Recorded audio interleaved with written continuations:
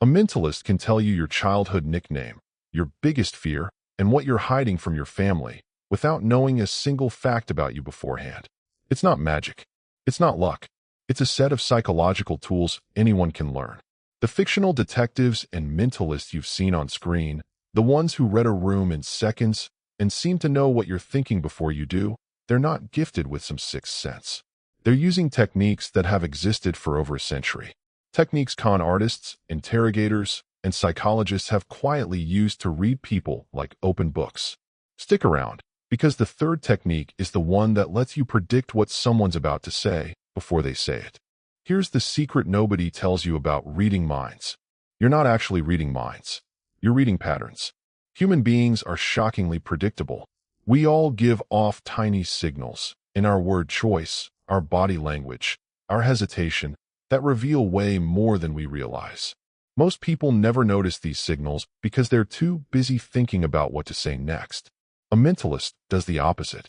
They shut up, watch, and listen for what's leaking out. Think about it like this.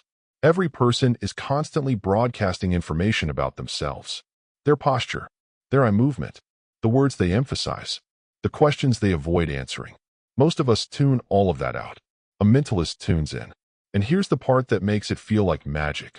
Once you know what to look for, you start predicting behavior before it happens. Not because you're psychic, because you finally learned to pay attention. This isn't about tricking people. It's about seeing them more clearly than they see themselves. Let's break down the 3 core techniques that make this possible. The first technique is cold reading. Here's what it looks like in real life. Someone tells you a vague statement like, "You're stronger than people realize," but sometimes you doubt yourself. And you think, how did they know that? The truth is, that statement applies to almost everyone. It's built to feel personal while staying broad enough to fit anyone who hears it. A mentalist opens with vague, high-probability statements, then watches your reaction closely. Your face confirms or denies it before you say a word. Then they narrow in on whatever you responded to, and suddenly it feels like they read your mind. Next time you're getting to know someone, start with observations most people relate to: stress about the future, feeling underestimated, second-guessing big decisions.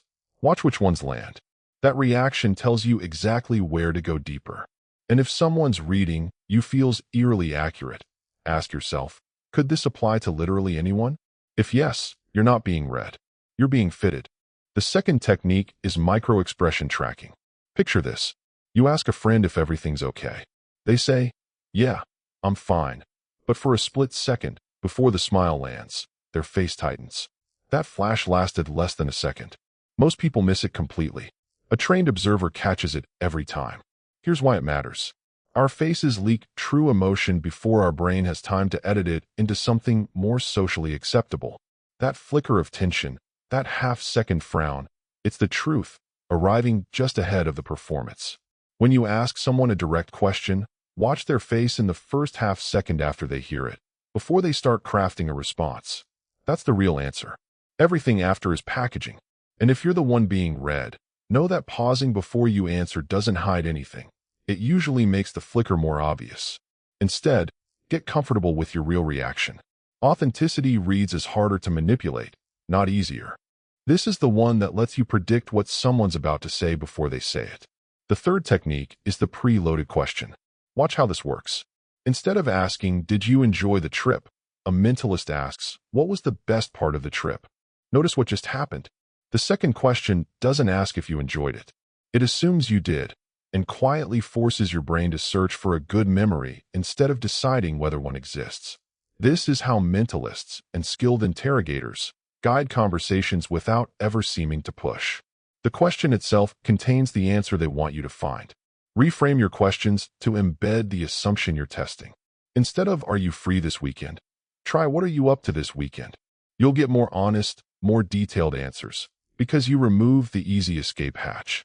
And when someone asks you a question that already assumes something, pause and check the assumption before you answer it. What made you decide to leave? Assumes you decided. If that's not true, correct the frame first. Don't just answer inside it.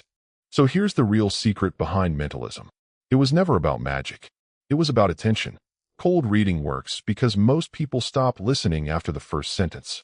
Microexpressions get missed because most people watch words, not faces.